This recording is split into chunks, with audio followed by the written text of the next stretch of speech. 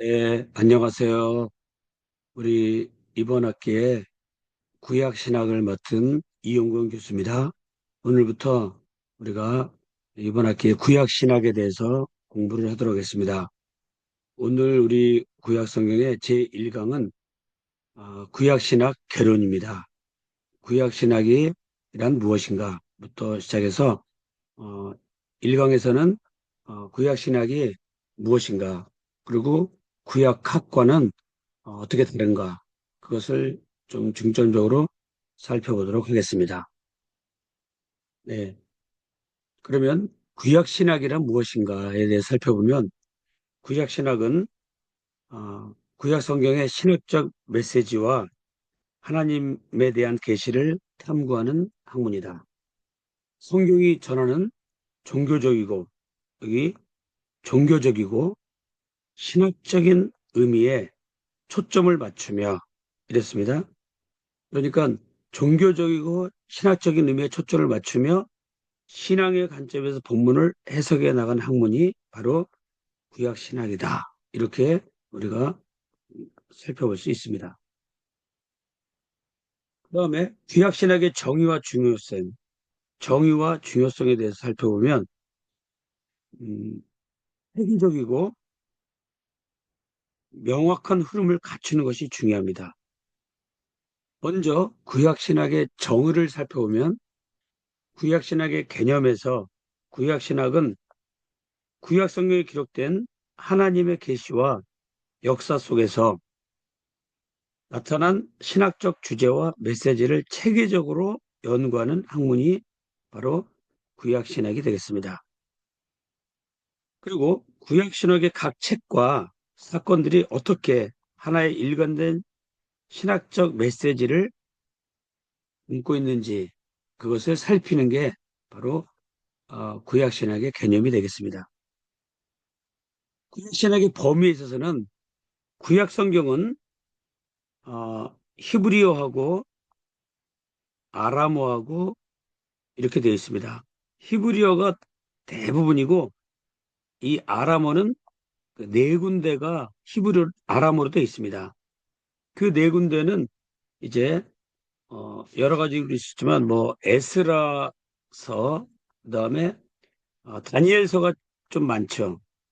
그다음에 예레미야, 그다음에 창세기의 한 절, 뭐 이렇게 해서 네 군데, 이 네 군데는 아람어로 되어 있습니다.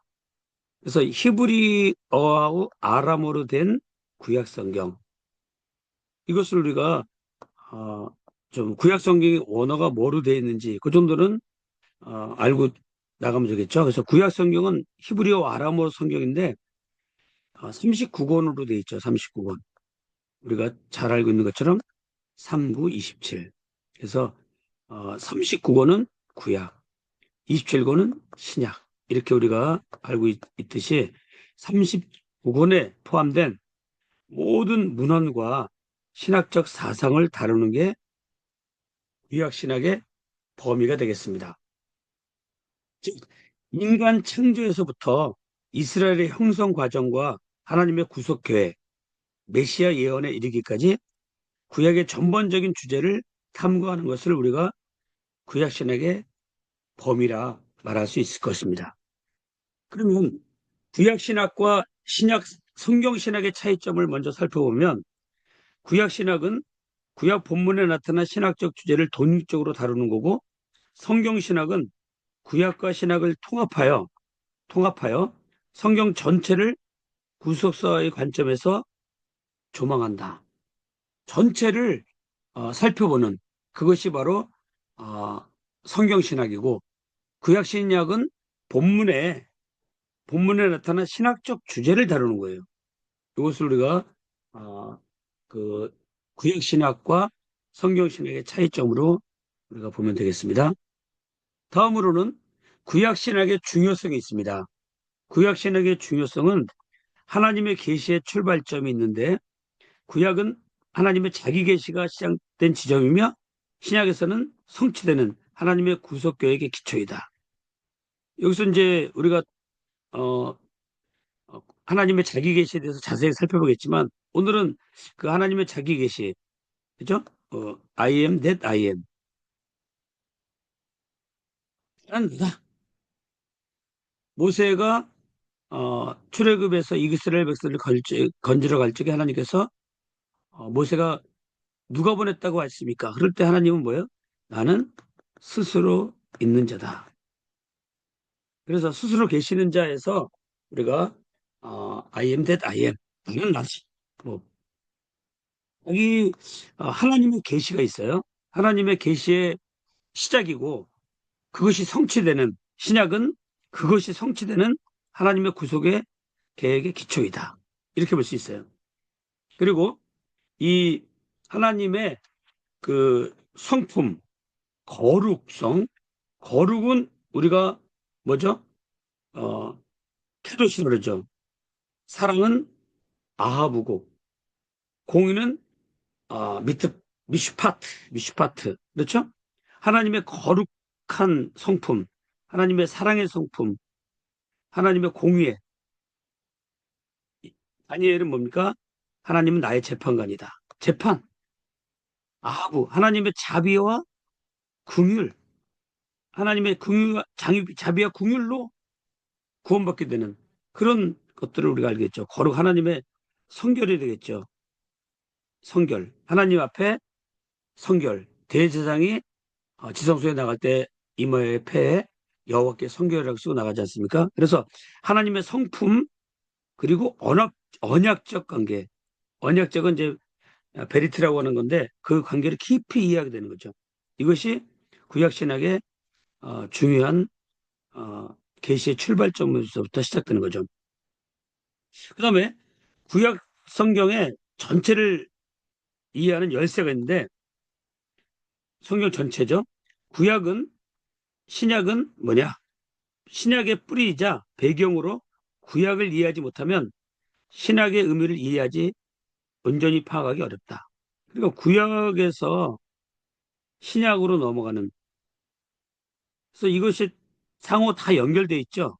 그래서 구약을 이해하지 못하면 신약을 이해하지 못하고 신약을 이해하지 못하면 구약을 이해하지 못한다.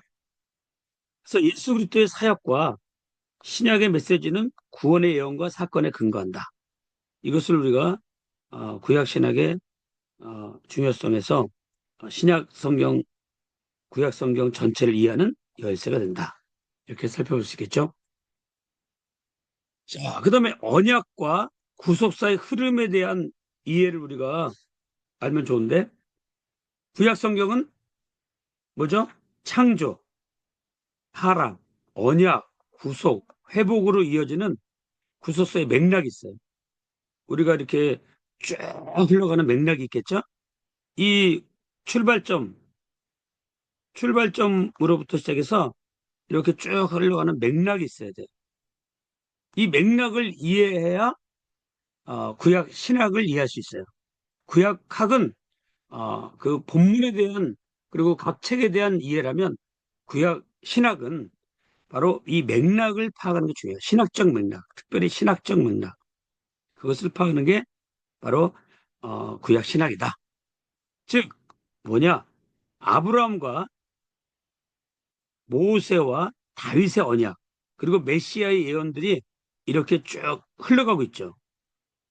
물론 이 언약에 있어서는 뭐 그 에덴 동산의 아담과 하와의 언약 있죠? 노아의 언약도 있겠죠? 그런 것도 다 포함되지만 이렇게 그 하나님의 계획과 섭리가 흘러가는 구약의 구속사의 흐름, 그 맥락을 찾아가는 게 언약에 대한 구속사에 대한 이 흐름을 우리가 구약에서 찾아 나가는 게 중요합니다. 그래서 이것들이 어떻게 신약에서 성취되어 있는지를 연결하게 되는 것이 구약 신학의 목적이라 볼 수 있죠. 그다음에 하나님의 백성으로서의 정체성인데 구약은 하나님의 백성으로 부름받은 자들이 어떻게 살아야 하는지에 대한 모범과 지침을 제공한다 그랬어요. 그러니까 구약 신학을 우리가 살펴보고 어, 하나님의 백성들, 부름받은 자들 어떻게 살아가야 하는지에 대한 모범과 지침을 제공하기 때문에 이스라엘 역사를 통해서 오늘날 교회와 성도들에게 주는 교훈을 발견할 수 있다. 이것이 어, 살아있는 생명력 있는 바로 구약신학의 모습이라 볼 수 있겠죠. 그러니까 지식으로 그치면은 그냥 학문으로 끝이지만 그 구약학, 구약신학을 통해서 부름받은 자들, 그 백성들, 그리고 오늘날 교회와 성도들에게까지 주는 교훈을 발견하고 또 나아가서 뭡니까? 깨닫고 실천하고 이런 데까지 가야 올바른 구약 신학을 이해했다라고 말할 수가 있겠죠. 다음으로 이제 구약 신학과 구약학에 대한 차이점이 있어요. 이 차이점을 우리가 살펴봐야 되는데 구약학과 구약 신학은 구약 성경을 다루는 분야지만 그 접근 방식과 연구의 목적이 다르다 그랬어요. 하나의 차이점이 있죠. 그러니까 이번 우리 개론 시간에 구약학과 구약 신학의 차이점을 잘 이해해 두면 큰 도움이 되겠죠. 먼저 구약학, 올드 테스트먼트 스터디스 있죠. 자, 구약학은 구약 성경을 역사적, 문헌적, 언어적 관점에서 연구하는 학문이다. 아까 얘기했던 언어적이라는 것은 구약 성경이 기록되어 있는 히브리어와 아람어를 또 뭐 더 나아가서 고대 근동어도 또 연구했으면 좋겠죠. 그래서 그 당시에 이 언어로서의 본문 텍스트가 어떻게 기록되었는지를 연구하는 거죠.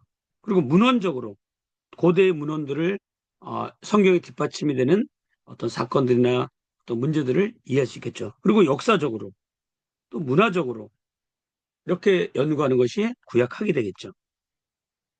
학자는 성경 본문의 배경, 문화, 역사, 언어적 특징을 분석하고 구약 성경이 어떻게 형성되었고 당시의 사회적, 역사적 상황과 어떻게 연결되었는지를 연구하는 거예요.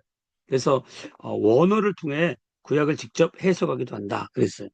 그러니까 구약을 좀 심도 있게 다루기 위해서는 우리가 언어학도 열심히 배우고 준비해야 되겠죠.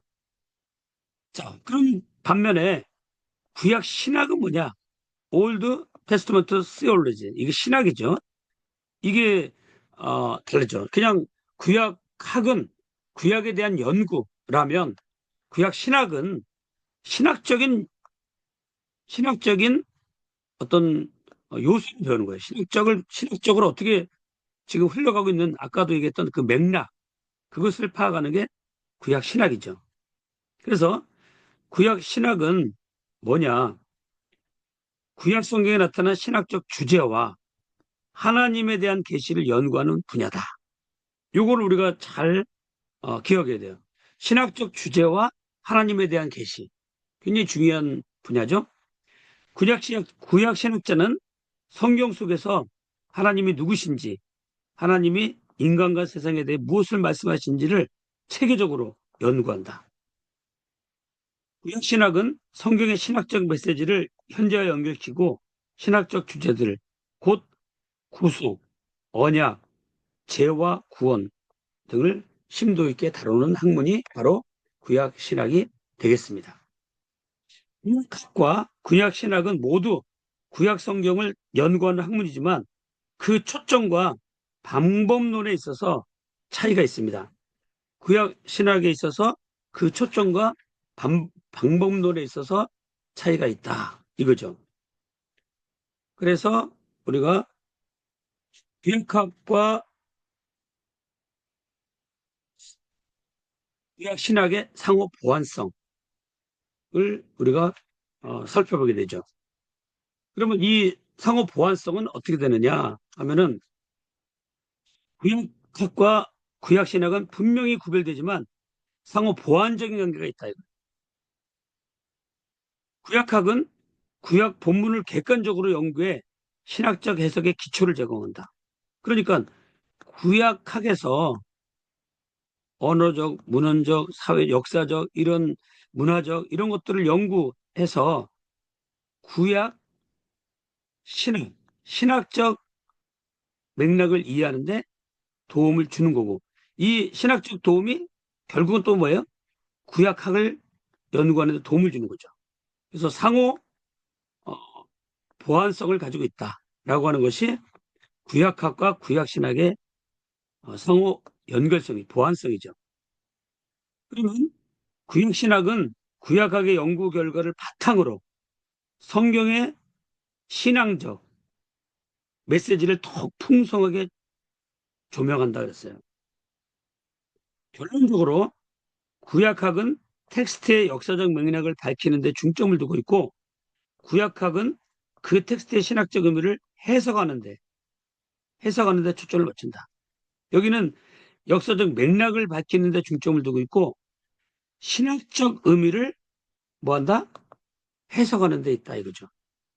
그래서 우리가 이 구약학과 신약학의 차이점을 분명히 이해해야 되는데 그러니까 구약학은 우리가 역사적, 문화적, 언어적 이 배경을 통해서 성경을 연구하는 거예요. 구약 성경이죠. 성경을 연구한다. 구약학은. 그다음에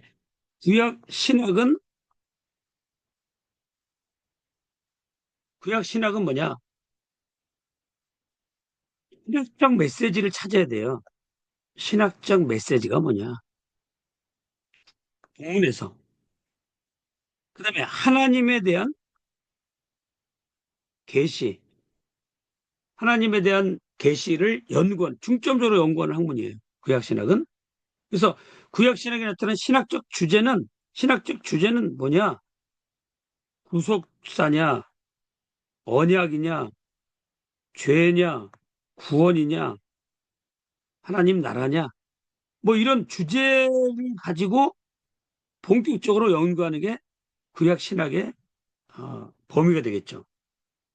그다음에 구약 성경에서 하나님과 인간 그리고 세상에 대한 하나님의 계시의 의미, 세상에 대해서 인간에 대해서 하나님이 어떻게 지금 계시하고 있는지 그 맥락을 찾는 거죠. 이렇게 이 두 분야는 접근 방식과 연구 목표가 다르지만 이 두 분야는 다르지만 구약 성경을 보다 깊이 이해하기 위해서는 둘 다 중요한 거죠. 그래서 오늘 1강에서는 구약학과 구약신학에 대한 차이점과 연구 방법론을 이해했고 이제부터는 구약 2강에서부터는 아, 아니 두 번째 시간에는 구약신학에 대해서 좀 더 공부를 해야 되겠죠. 네, 일단 1-1강을 마치도록 하겠습니다. 네, 감사합니다.